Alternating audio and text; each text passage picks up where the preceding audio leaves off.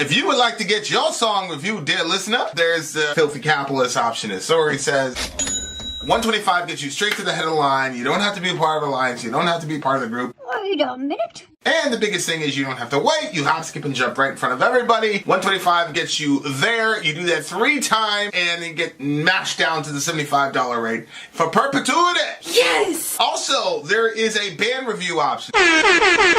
So if you've got a band and you're trying to get your band some exposure, hit me up at vinsori@gmail.com and I'll show you the details about how to pull that off. You can also jump on Patreon and there is a option on the tiers to be able to get your band reviewed. Yep. Obviously, we can't lie to you, so we can't guarantee a positive review. Get what you get. It's just rubbish. Rubbish. Rubbish. That's British for garbage. My favorite is the community option. $1 at the gate gets you in a Patreon. You get to join an alliance. The alliance joins their points together, and that helps determine what songs that we do. The alliances hang out on Discord. Message me on Patreon to get the link. And they do all kinds of other cool things. They do Minecraft, Dungeons and Dragons. Yeah. It's really a community within the community. Anybody can go in the village, facebook.com/Vin and Sori. There's 160,000+ people on the channel. What's cool about the Discord is that it offers a real opportunity for community connection, friendship, that type of thing. And it's on Discord, so if you're not a Facebook person, it's for you. You start off at $1. Right. Plus you get exclusives. Sori and I are working on a song. So the first 15 seconds of that was on Patreon. Also, at $15 tier and above, when we actually debut the video, they're going to be there live with us. There you are, dear listener. Buy our merch. Buy merch indeed, a child shall lead them. To buy our merch. Yes, dear listener. Yes, dear listener. All right. This is the Gabe stream. The Gabe stream, dear listener. Gabe, the big homie, has gotten us 5 ridiculously amazing metal songs to listen to today. He is the DJ. You guys know the deal. If you get 4 songs or more, you can have a DJ stream. We just did. What did we do yesterday for a DJ stream? Excuse me. That was the second half of Sabotage. We did an entire record. A couple days ago, we did MF Doom. We did about 8 MF Doom songs. So I believe we're doing a reggae stream coming up. We are multicultural, dear listener, but it's you. If you are the DJ, you are the DJ. Everything is done exactly your way. This is Vin, and I'm Sori. Yeah. Pretty uninitiated. Oh, okay. That's Rye. Shout out to Rye. Never seen you before. Good to see you. Okay, so first song on Gabe's list tonight is from the band IDLES, and the name of the song is Colossus. It's live on KEXP. I cannot wait. I love live music. He doesn't have anything to say on this one, though. Okay. I love live music. I'm watching that Woodstock thing on. You've been watching it every night. Not every night. When I crash. Not every night on Netflix, but there's a couple different ways of getting a DJ stream, but the way that Gabe went about it is you can jump. Very patient man. Yeah, well, you can jump on to buy on the one song per month tier. And you can wait until it accrues to be a stream. And so that's what Gabe decided to do. So it kind of just adds up for you there. And then once you've got 4 songs or more, we schedule you a stream. So there's lots of different ways. If you want to get it done and you're like, I'm not really sure, you can always just reach out to us and we'll kind of walk you through all the different options that there are to get a stream done. -5 says, it wasn't until last fall that it dawned on me who Soraya was. Oh, my. All right. You think our mother named her Sori? It sounds incomplete. Sounds like a nickname. All right, you guys, let's get into this and see what this song's All right, song number 1 this for band the big before. homie. IDLES, no. All right. All right, guys, let's see it. Here we go. Did I see the HBO thing on Woodstock? Yes, I did. I'm a bit offended about the way they made my boys look. So I had to say something to the homie. I was like, yo, man, fuck those people, bro. You did? Yeah. What did he say? He was tight. He was mad. Yeah. I'll tell you later. Yeah, I was going to say, tell me off camera. I'll tell you later what he said. But I'm like, fuck you, man. Yeah. This shit ain't cool, man. You try to make Korn look like the bad guys and Bush like he was like some like Jesus figure. Like, this is not what Woodstock is about. Man, shut the fuck up. What do you know about it? All right, let's go. No, you're not being difficult, man. Just get us the info. All right, here we go, guys. IDLES, Colossus, Big Homie Gabe. Let's do this shit. Can you hear anything? No. Okay, we're good.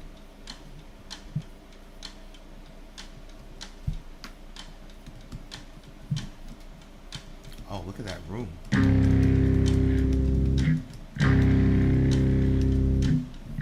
Where the lyrics in? Where the lyrics? He's got the link right in there. I got it.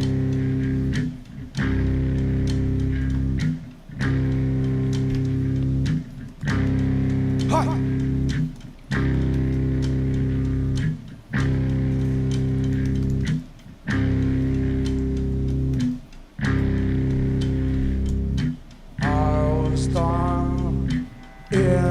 On the weekend. This is interesting. The weekend lasted 20 years. The world's best bulimic bartend.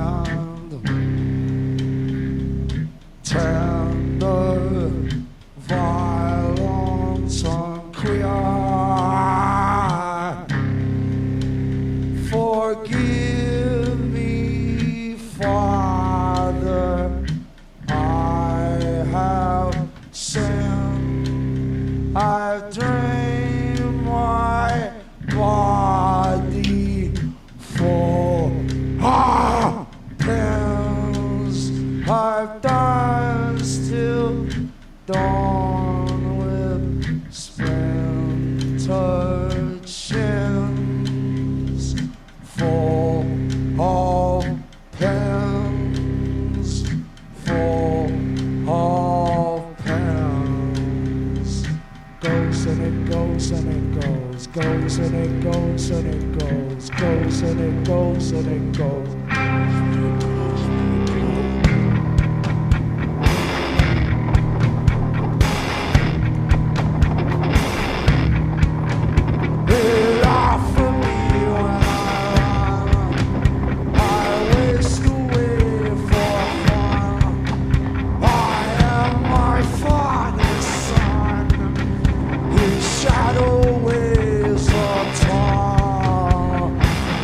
And it goes and it goes, goes and it goes and it goes, goes and it goes and it goes, goes and it goes and it goes. People behind the glass. These people behind the glass. They laugh at me when I whisked away for fun. I am my father's son. His shadow waves on time. Goes and it goes and it goes, goes and it goes and it goes, goes and it goes and it goes.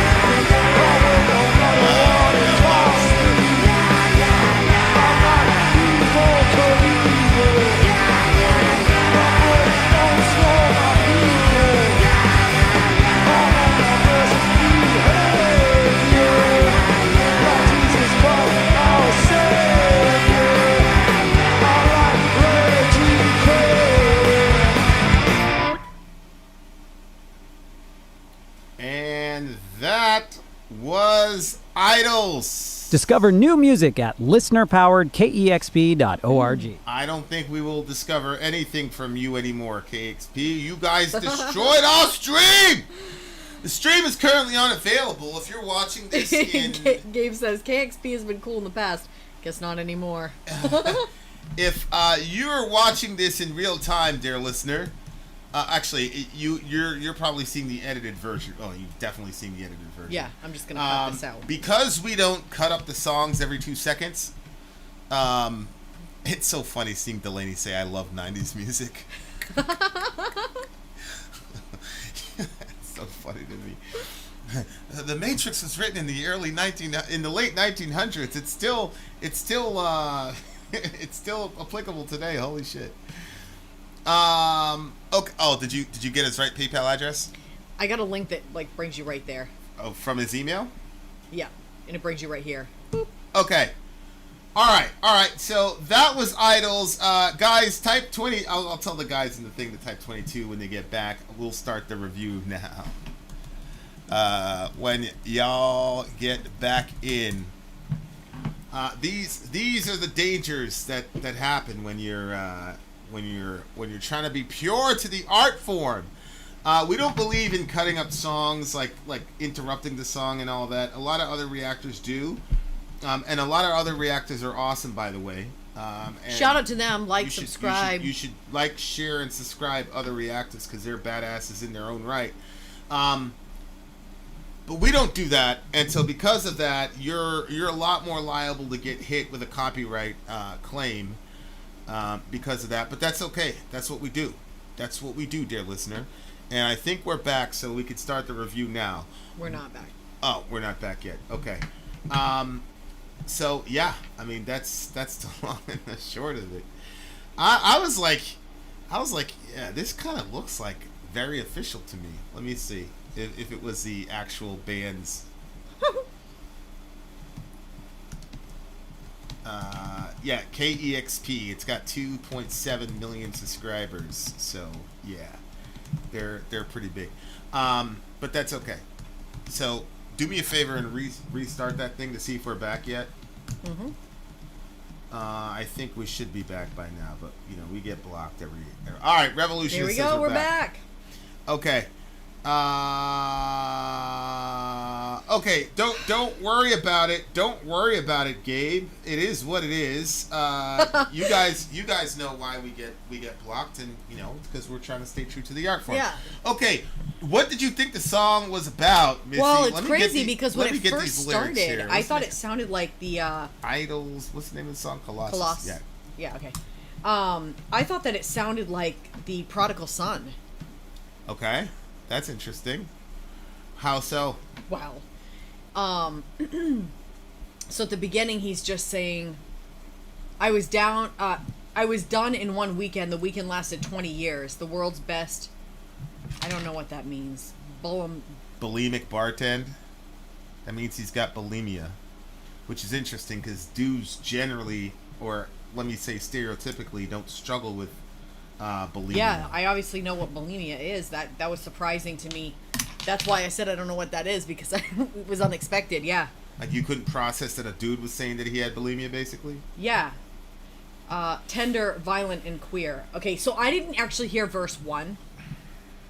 Verse 2, Father, forgive me, I have sinned. I've drained my body full of pins. I've danced till dawn with splintered shins, full of pins, full of pins. So, I'm sure this seems to me like such a typical story that everybody knows it. But the prodigal son is basically, essentially about this son that decides that he wants to leave his father's house. But this is way back in the ancient Near East. So he was, the father, his money was wrapped up in his property and in his belongings, like his animals and stuff like that. So when the kid said, hey, I want my inheritance right now, the dad basically had to sell off half his stuff right then. But the father does it, the son leaves, and he just parties away all of his inheritance. And life gets really, really difficult for him. And then he ends up realizing he has zero money left because everybody was ready to party with him when he had the money, and then people are gone when the money's gone. So he ends up having to get a job. So does he have enough? Yeah. Thanks, guys, for helping out with that. So anyway, so he gets a job feeding pigs, which in that day and age, the pigs were considered like they shouldn't have been around them, right? Yeah, they were unclean. Yeah. So he participates in taking care of these pigs, and after a while he's like, why am I even doing this? Like, I can just go back to my dad's house and I can be a servant over there, and it would be better off. My dad's servants were treated better than I'm getting treated here. So then he decides to just go home and be his dad's slave, basically. So he heads home, and the father sees him in the distance, which means he was probably always looking every day for his son. And the father runs to the son, which is a crazy part because they didn't run, but he did. He loved his son. So anyway, so he runs over there, and he brings his son back. They have a celebration, and so on and so forth. So the kid comes back home, and that's called the story of the prodigal son. Well, this one, Father, forgive me, I have sinned. I've drained my body full of pins. I've danced with splintered shins, full of pins, full of pins. Goes it.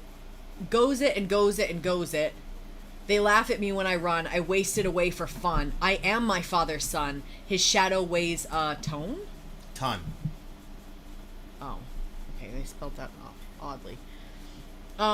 So that's why I thought it was about the prodigal son. But then, obviously, as it gets to the end of the song, then he starts talking about, I don't want to be your man. Where are you seeing any reconciliation? I have no idea where you're getting the prodigal son reference. Like from the kid's perspective. From the son's perspective, when he says, they laugh at, forgive me, Father, I have sinned. I've drained my body full of pins. I've danced till dawn with splintered shins, full of pins. Like, the prodigal son coming into the realization of what he's done. Like, I don't think he thinks any of this stuff is wrong. Because he says, I am my father's son. I don't think it's about the prodigal son, babe. I'm just saying, you asked me what I thought it was. I don't see any correlation between that at all. I'm trying to figure out, where are you seeing the... I didn't see verse 1. Verse 2, he's asking for his father's forgiveness and talking about draining his body and dancing with splintered shins. And then he says that they laugh at him. I am my father's son, he said. His shadow weighs a ton. Like, it just seemed like it was him realizing, well, I'm my father's son. Like, I'm going back home. People laughing at him and stuff. So I just thought it was that. Father, forgive me, I have sinned. But then it went into, I don't want to be your man. And then I'm like Stone Cold Steve Austin. I put homophobes in coffins. I was like, okay, I'm wrong. I think when he says I'm my father's son, he's not saying that positively. He's saying that because it validates the next line, which is his shadow weighs a ton. So he's always dealing with the masculinity of his father in the background that he can't live up to. So he's a bulimic bartender who's tender, violent, and queer. Bulimia is not a very masculine issue to have. Like Adonis syndrome, the guys that go to the gym and can't like stop. Yeah. That's kind of like supposed to be the male version of bulimia. Is Adonis syndrome, where you're like overworking yourself in the gym, and even though it's a mental malady, it's a masculine malady because the byproduct is you have a G.I. Joe type body. But this guy is not even man enough to have Adonis syndrome. He's got bulimia, which is... Yeah, I see. And then he's tender, violent, and queer. And these are, again, I think this is like dealing with the concept of masculinity itself. Okay. Because he's doing things that, I always say this, like we've got such simplistic understandings of people and what they are, and people are so multidimensional and multi-layered. So he's tender, but he's also violent, and he's also queer, and violence and queerness, again, doesn't go... Usually the direction of the violence relative to the queer question is always going in one way, which is people are attacking queer people or being violent towards them. But what he's saying is, I'm tender, I'm also violent. I'm also queer. Which obviously, if you think about, the context of the Stonewall riots, like, they can get busy. There was this gay dude in the hood one time, and everybody knew he was gay as hell, bro. That man was gay as hell. and but nobody messed with him. He had one altercation with a person, and he beat the living shit out of that person. Yeah, and you know what's funny? What? It was before I showed up. He was a hood. It was a hood legend, basically, and nobody would say who it was that he beat the hell out of. But he beat the hell out of some dude, and he always used to walk around with his 9. His 9 was always out. He's like, "This is not my dick," he'd say. "This is mine. It's his gun. It's my gun." You know, like, and you know, he was kind of. I wouldn't say he was accepted because he was always in. He was still kind of like on the outside, like you could tell, but he had the respect because only because he was willing to display a certain level of violence, and but it was just this weird thing. Like, it was understood, like, yeah, you can't mess with that guy. Yeah. And the dude walking with him is you know, whatever. But go ahead and fuck with him. You see what happened to you. Like, and he was in our hood, so everybody basically left him alone. But once I heard that hood legend, like, that was one of the things actually that helped me not fuck with gay people. Really? Because I'm like, yo, I can't lose to a gay dude in a fight, bro. Like, that's on set. Like, I'd have to go and, like, escalate that shit to another level. Like, I'm not going to take a loss to a gay dude. So then I thought to myself, you know what? Them dudes ain't going to fight you, bro. So just be nice to them. And that's literally, because when we first came to the block. Wow. When I first, you know, so that literally, like, put me in a certain mind state relative to gay people. Shout out to that guy. I don't even know what the guy's, I don't even know what the guy's name is. But believe you me, them boys get violent. Them boys can get violent. You know, they're carrying a lot of. They're carrying a lot of pain themselves. You know what I'm saying? So. Yeah. But yeah, like, that to me was a fate worse than death, to, like, lose to a fight to a gay dude. Like, if a girl hits you, like, I've been hit by a lot of girls, you know, publicly hit by a lot of girls. I don't care, you know, because I'm like, what am I gonna do? Hit a female? Like, I'm not gonna hit a female. You know what I'm saying? So you can kind of, but if a gay dude beats you up, like, ugh. I'm sorry, that's just how it is. But anyway. He's tender, violent, and queer. Forgive me, Father, I've sinned. I drained my body full of pins. I've danced till dawn with splintered shins. Again, dancing is not to pick, especially the way that these guys were doing it. And it was really fascinating, like, listening to him, because I didn't see any queerness whatsoever with this guy. He looked like a typical, regular, what you would consider masculine type guy. Yeah, I agree. I thought, like, when I was watching it, it was strange, and I appreciate strange art, because I think it communicates something lost within certain souls. But so I liked it. I liked the oddness, the oddities of it, and just watching their body movements and the way that he was singing it. Just the whole thing was just very odd. And you're right. I didn't look at him and think that he would be, you know, I thought he was just, you know, I didn't think that he was going to be gay or anything. I mean, I see he's using the word queer in this song. Well, he's queer. It doesn't mean he's gay, but it means he's queer. Okay. At minimum, it means he's transgressive of gender boundaries and expectations. Yeah. But it doesn't look like he ever really reconciled with his dad. He's talking about being in his dad's shadow, and his shadow weighs a ton, but it doesn't look like he and his dad ever really came to an understanding. I actually wasn't finished. So when I was watching the oddness of what they were doing, I was like, man, everybody, like, that wants to do art, I feel like that they should have an opportunity to participate in a song like this. Like, maybe not everybody. I don't think that everybody would need that. Like, what do you mean? I was like, man, I would love to just be in the studio with a crew of people that were this, like, odd, doing music like this. You know what I mean? Like, the way that they were moving, and just the way, like, they were expressing something that, I don't know. It just looked like that might loosen you up. You know what I mean? Like, you know what I mean? Like, just go in there and just have fun with it. Just be like, whatever, you know? Yeah, these guys are definitely loose. He's definitely loose. They laugh at me when I run. I waste away for fun on my father's son. His shadow weighs a ton. I waste away for fun. That's sad. That goes back to the bulimia thing, I guess. Well, yeah, bulimia, drugs, you can fill in the blank with that one as far as, like, wasting away. But again, laughing at a person when they run, you can imagine people saying, oh, you run like a girl, blah, blah, blah. I was rewatching Woodstock, and I was watching Korn, Faggot. and like it reminded me that was another thing that helped me with the LGBT community, because I was like a Korn fan since Woodstock, so I went to listen to the previous records. Yeah. And then when Faggot came on, I was like, because I loved the band, I loved Jonathan. Like, you immediately like, those are my people. So when I'm listening to the lyrics and I'm hearing what he's going through, you know, making fun of the way he walks, the way he talks. I was even watching a clip on Netflix where right before they were going on stage, Jonathan is hugging Monkey, but it's not a very masculine hug. It's like, and I'm like,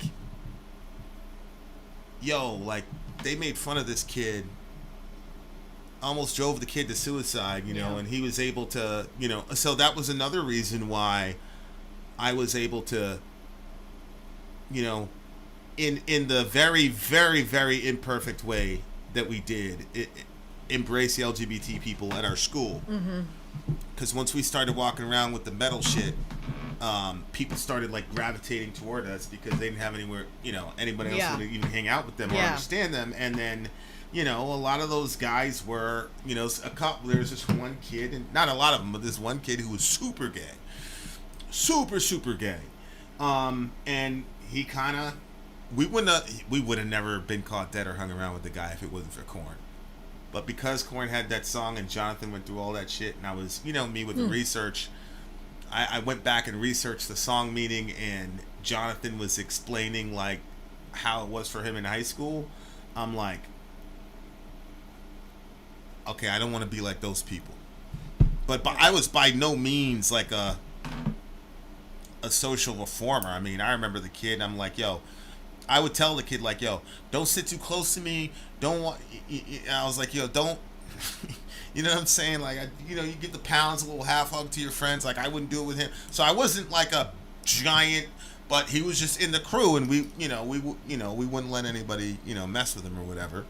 But I was by no means like a progressive there at all. I was, you know, it was basically like, I didn't want him to get it confused, because you know how people are with me, especially like, you know what I'm saying, like, so I didn't want like any of that shit to, you know what I mean? Yep. So, but yeah, like songs like these are important. You know what I'm saying? Yeah. They're very, very important. I'm just not gonna lie to you guys. Like I was, you know, evangelical Caribbean family. I've come a long way relative to the LGBT issue. And it's crazy. My mother was not really homophobic. I mean, I remember when I first came to this country, like she explained gay people to us. And it didn't compute because, you know, I didn't understand sex and sexuality. You know, I was like 4, 5, 6 years old. I didn't get it.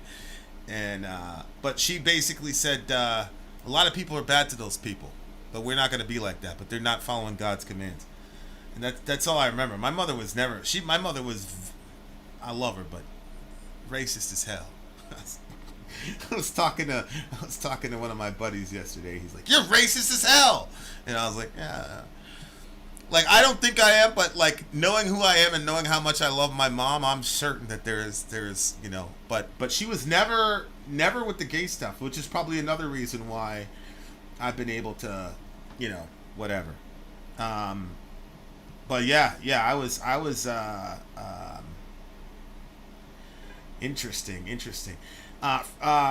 Right there where, yeah, so like people are making fun of the way he runs and all that shit, like, you know, it was tough. But then the end of the song, I got too many pages. He says, "I'm like Fred Astaire." Yeah, so I wanna like that last part right there is what I want to talk about, because this was brilliant songwriting. Look what he says. He says, "I'm like Stone Cold Steve Austin. I put homophobes in coffins." This is Fred Astaire. Right. I'm like Stone Cold Steve Austin. I put homophobes in coffins. Stone Cold Steve Austin is like, he's a wrestler. And as far as like charisma, because charisma is a stat in wrestling, he's probably, from what I saw from Stone Cold, when Stone Cold was in his heyday, he had even more charisma than Hulk Hogan. Like, and did? that's saying a lot. Stone Cold in the late 90s. I did see a ton of T-shirts with that guy's name on it. Trumps Hulk Hogan in the 80s. And the reason is that Hulk Hogan, he was just the traditional hero. He would tell you to do your push-ups, say your prayers, eat your vitamins at night, and then wake up and have a good day. So, like, my brother, like, Hulkamania brother, and he would talk about, like, and he would say, pray, he was out there fucking bitches doing all types of shit, but he had this, like, almost, like, godlike, whereas Stone Cold was like, man, fuck all that shit, bro. Like, I'm gonna drink a beer, and I'm gonna tell the boss, fuck you, I'm gonna give the boss the finger. Like, Stone Cold is peak toxic masculinity. You know what I'm saying? Like, just angry all the time and unable to be reasoned with, extremely violent. Look what he says. I'm Stone Cold Steve Austin. I put homophobes in coffins. Like, again, that's that contradiction within himself, where on the one hand he's like peak toxic masculinity and he's bragging about it, but then he's saying, I'm going to apply my toxic violent streak towards people that are homophobic. I'm like Fred Astaire. I dance like I don't care, which is again a contradiction, because Fred Astaire is this, he's dancey, he's footloose, he's, all this. And, but he's saying, I dance like I don't care. He's like, yeah, I can be Stone Cold Steve Austin, and I can dance like I don't care. I am Fred Astaire. So, I'm like Ted DiBiase. I win no matter what it costs me. Ted DiBiase is another wrestler who's called the $1 Million Man. And his whole thing was like, his character was like this Machiavellian guy who would do anything for money. And he was a millionaire, and he didn't play by the rules. And this was like in the 80s when you're supposed to play by the rules. Like they had this, but Ted DiBiase was sort of this Machiavellian type guy. Man, fuck all that, bro. I just want to make money and that type of thing. He also had a black slave named Virgil that used to walk around with him all the time. It's pretty ridiculous. I'm like Evel Knievel. I break my bones for my people. Evel Knievel is a stunt driver, and he broke like probably every bone in his body. I break my bones for my people. I'm on my best behavior like Jesus Christ our Savior. I'm like Reggie Cray. Reggie Cray was a gangster in London. They were twin brothers. There's actually a movie about it. We should probably watch it. I'm not gonna talk a lot about that, because we might see it and it might give away a big spoiler. But so he's dealing with all the contradictions within himself. I really enjoyed this song. I really enjoyed this song. They did such a good job with the song, and it was very weird the way that it worked. Like the build up. I've never really seen a song like then that. They stopped. If the drummer wouldn't have been standing there like this, I would have had no clue there was something else coming.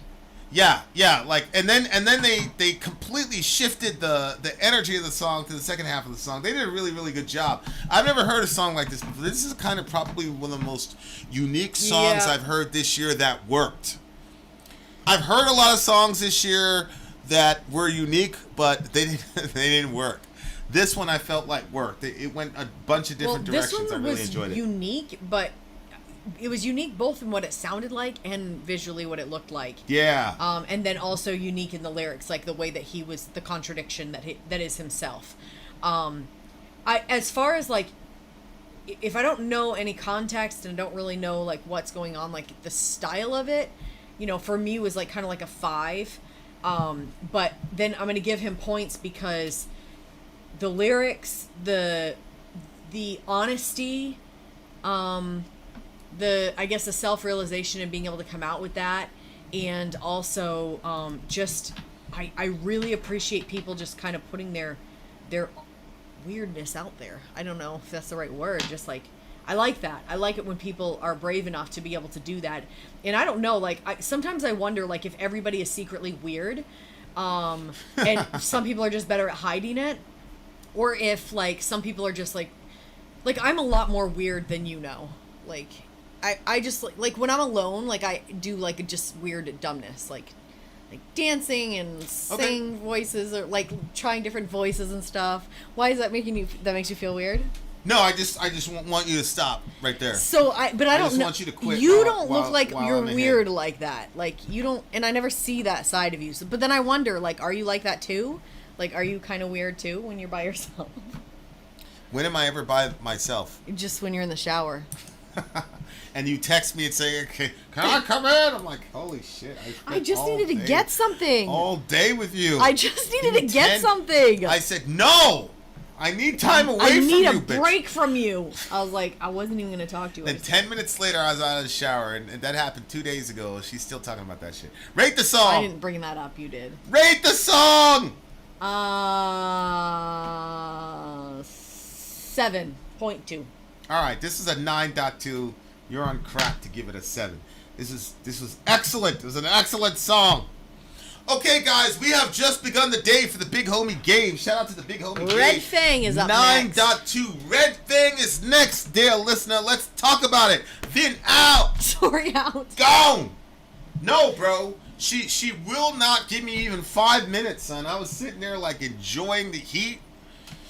You know when you like challenge the shower and should like ask the heat him how is long there, he it's was like, already in there all right, for. bitch, come on, give me some shit. Come on. I can take it. I was sitting there enjoying that, doing the good jihad with the hot water. There's the beep. Boop, boop, boop, boop, boop, boop. Can I come in? And I said, Like, what? it was going to be literally. I said, no. what would M. Death fans say in this situation? And I said, no, bitch! I want my time! I'm standing up as a man! I need a break from you. I need a break from you. All right! Fine, take your break. I just needed to get something. Commercial break, we're on the way!